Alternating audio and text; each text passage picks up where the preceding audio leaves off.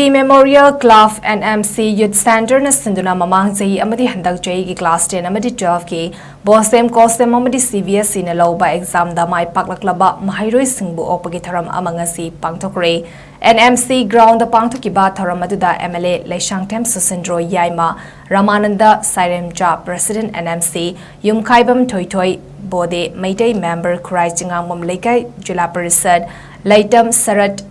Singh ex-president NMC Khaidam Vihari Singh Dr. Khagopam Dhiren Professor MU AMADI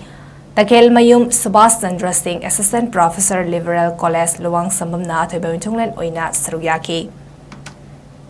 Hujik kanna survey tauri madugi do tawbo matanda merit and demerit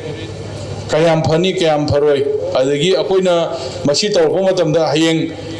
family members in the Peshap repayment of one dragadi, Mana Chahi, whom Changna Nasagi, loan Jindu, Singadavina, student loan, Singadam Madung, whether an Amoida guys, Yakogi, Kara,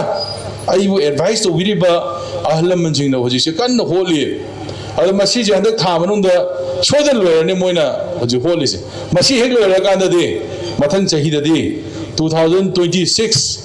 Sunganda Day, Meritorious Award PDC. There is a pilot because of Yawiara in the Kaleb. I Asaniko Maswai Sumakoi Karato Zagadi, Akoyi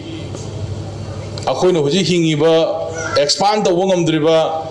Akoisum Chanayanaga, Biom Zazadi, Akoisikata, Mami Shame, Madukalaganda in some Mamamzitoni. I don't know, class 12 passed already, 18 years.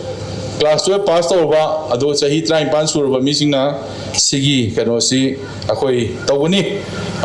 tawani aduna mathangi thada ai tamibi institute haibatare ai tamibi institute dagi aeroplane amani poraga koi swaida sum